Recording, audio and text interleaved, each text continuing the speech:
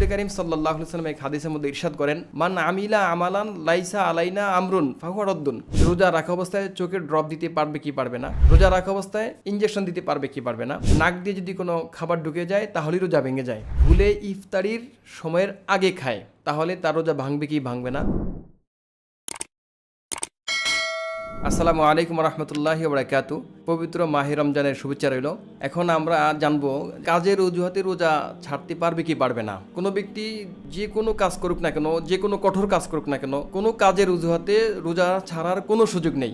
কোনো ব্যক্তি যদি এভাবে যুক্তি দেয় যে আমি যদি পরিশ্রম না করি, আমি যদি কাজ না করি তাহলে আজকে আমি ইনকাম করতে পারবো না, আমার পরিবারের বাচ্চারা, পরিবারের যারা সদস্য রয়েছে তারা খেতে পারবে না, সুতরাং এই অজুহাত দিয়ে কোনো ব্যক্তি রোজা ছাড়ার কোনো সুযোগ নেই, কারণ তার এই অজুহাতটা শরীয়তের কাছে গ্রহণযোগ্য না। রাসূল কারীম সাল্লাল্লাহু আলাইহি ওয়াসাল্লাম এক হাদিসের মধ্যে ইরশাদ করেন, মান আমিলা আমালান লাইসা আলাইনা আমরুন ফাহুয়া রাদ্দুন।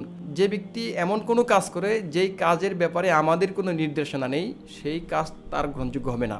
সুতরাং তার যে এই যুক্তিটা, এটা তার নিজের যুক্তি, শরীয়তের দৃষ্টিকোণে এই যুক্তি গ্রহণযোগ্য না হওয়ার কারণে কোনো ব্যক্তি কাজের অজুহাতে, রিক্সা চালায় এই অজুহাতে, ভ্যান চালায় এই অজুহাতে, কোনো মালিকের অধীনে সে চাকরি করে কাজ করে এই অজুহাতে, বা আরও কোনো কঠিন কাজ করে এই অজুহাতে, তার রোজা ছাড়ার কোনো সুযোগ নেই, তাকে অবশ্যই রোজা রাখতে হবে।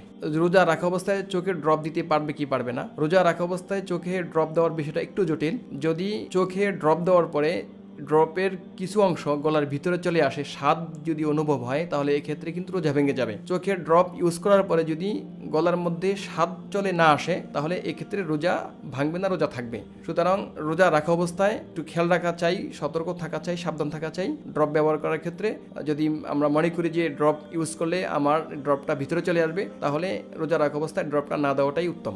এরপরে রোজা রাখা অবস্থায় নাকে ড্রপ দেওয়া যাবে কি যাবে না। রোজা রাখা অবস্থায় নাকে ড্রপ ইউজ করলে রোজাটা ভেঙে যাবে, কেননা নাকের সাথে সরাসরি পাকস্থলীর সাথে সম্পর্ক রয়েছে, এই কারণে নাকে ড্রপ ইউজ কোনোভাবেই করা যাবে না। চোখেরটা ভিন্ন, নাকেরটা ভিন্ন। নাকে ড্রপ ইউজ করলে সরাসরি রোজা ভেঙে যাবে, আর চোখে ড্রপ ইউজ করলে যদি ড্রপ গলার ভিতরে চলে আসে, স্বাদ অনুভব হয়, তখন রোজা ভেঙে যাবে। রোজা রাখা অবস্থায় ইনজেকশন দিতে পারবে কি পারবে না। রোজা রাখা অবস্থায় ইনজেকশন দিতে পারবে, রোজা রাখা অবস্থায় ইনসুলিন ইউজ করতে পারবে, রোজা রাখা অবস্থায় ইনহেলার ইউজ করতে পারবে, রোজা রাখা অবস্থায় স্যালাইন দিতে পারবে, যদি সেটা শক্তি অর্জনের জন্য না হয়ে থাকে। অনুরূপভাবে রোজা রাখা অবস্থায় যদি গরম যদি অনেক বেশি হয় এবং খুবই ক্লান্ত হয়ে যায়, তাহলে সে ভিজা গামছা অথবা ফ্রিজের ঠান্ডা পানি সে মাথায় দিতে পারবে। গামছা ভিজিয়ে গামছা পুরো শরীরের মধ্যে সে পেঁচিয়ে রাখতে পারবে, কেননা রাসূল কারীম সাল্লাল্লাহু আলাইহি ওয়াসাল্লাম থেকে আমরা এই হাদিসে এসেছে, রাসূল কারীম সাল্লাল্লাহু আলাইহি ওয়াসাল্লাম গরমের দিন রোজা রাখা অবস্থায় ঠান্ডা পানি রাসূল ইউজ করেছেন। সুতরাং রোজা রাখা অবস্থায় শরীরকে ঠান্ডা রাখার জন্য, মাথাকে ঠান্ডা রাখার জন্য ঠান্ডা পানি ইউজ করতে পারবে। রোজা রাখা অবস্থায় মেসওয়াক করা যাবে কি যাবে না। রোজা রাখা অবস্থায় মেসওয়াক করা যাবে। রোজা রাখা অবস্থায় পেস্ট দিয়ে ব্রাশ করা যাবে না। রোজা রাখা অবস্থায় দাঁতের মাজন দিয়ে দাঁত মাজা যাবে না। তবে রোজা রাখা অবস্থায় মেসওয়াক দিয়ে মেসওয়াক করা যাবে, এতে কোনো সমস্যা নেই, রোজা মাকরুহ হবে না। রোজা রাখা অবস্থায় কানে তেল ইউজ করতে পারবে। রোজা রাখা অবস্থায় শরীরে তেল ইউজ করতে পারবে। আমরা একটা মূল কথা আমরা একটা বলে রাখি, খাবার গ্রহণ করার স্বাভাবিক যে পথ রয়েছে, মুখ দিয়ে যদি কোনো খাবার ঢুকে যায়, নাক দিয়ে যদি কোনো খাবার ঢুকে যায়, তাহলেই রোজা ভেঙে যায়। তো স্যালাইন, ইনজেকশন, ইনহেলার, ইনসুলিন, এগুলো যেহেতু স্বাভাবিক প্রক্রিয়া শরীরের মধ্যে ঢুকে না, এই কারণে এই সকল জিনিসের মাধ্যমে রোজা ভাঙবে না। রোজা রাখা অবস্থায় কোনো ব্যক্তি যদি স্ত্রীর সাথে সহবাস করে, তাহলে রোজা ভেঙে যাবে। রোজা রাখা অবস্থায় কেউ যদি ইচ্ছাকৃতভাবে কোনো কিছু খায়, তাহলে রোজা ভেঙে যাবে। রোজা রাখা অবস্থায় কোনো ব্যক্তি যদি ইচ্ছাকৃতভাবে পান করে, তাহলে রোজা ভেঙে যাবে। রোজা রাখা অবস্থায় কোনো ব্যক্তি যদি ইচ্ছাকৃতভাবে হস্তমৈথুন করে, তাহলে রোজা ভেঙে যাবে। রোজা রাখা অবস্থায় কোনো ব্যক্তি যদি ইচ্ছাকৃতভাবে বমি করে, তাহলে রোজা ভেঙে যাবে। রোজা রাখা অবস্থায় কোনো মহিলার যদি হায়েজ অথবা নিফাস চলে আসে, অর্থাৎ মাসিক বা পিরিয়ড চলে আসে, তাহলে রোজা ভেঙে যাবে। এখন আমরা জানলাম রোজা কোন কোন কারণে রোজা ভেঙে যায়।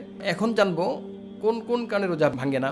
কোনো ব্যক্তি যদি ভুলে খায়, রোজা ভাঙবে না। কোনো ব্যক্তি যদি ভুলে পানাহার করে, তাহলে রোজা ভাঙবে না। কোনো ব্যক্তি যদি দিনে ঘুমন্ত অবস্থায় তার যদি স্বপ্নদোষ হয়ে যায়, অর্থাৎ বীর্যপাত যদি হয়ে যায় ঘুমন্ত অবস্থায়, তাহলে রোজা ভাঙবে না। কোনো ব্যক্তি যদি অনিচ্ছাকৃতভাবে বমি করে, তাহলেও তার রোজা ভাঙবে না। রোজা রাখা অবস্থায় যদি কেউ সিঙ্গা লাগায়, তাহলে রোজা ভাঙবে না, কেননা হাদিসের মধ্যে ইরশাদ আসছে, রাসূল কারীম সাল্লাল্লাহু আলাইহি ওয়াসাল্লাম থেকে হাদিসে আসছে, রাসূল ইরশাদ করেছেন যে সিঙ্গা লাগানোর মাধ্যমে, যে সিঙ্গা লাগায় এবং যে সিঙ্গার মাধ্যমে ব্লাড নেয়, কারোই রোজা ভাঙবে না। সুতরাং এই হাদিস থেকে আমরা বের করতে পারি, কোনো ব্যক্তি রোজা রাখা অবস্থায় যদি অন্য কাউকে ব্লাড দেয় অথবা রোজা রাখা অবস্থায় যদি তার ব্লাড টেস্ট করার জন্য ব্লাড নেয় তাহলেও তার রোজা ভাঙবে না।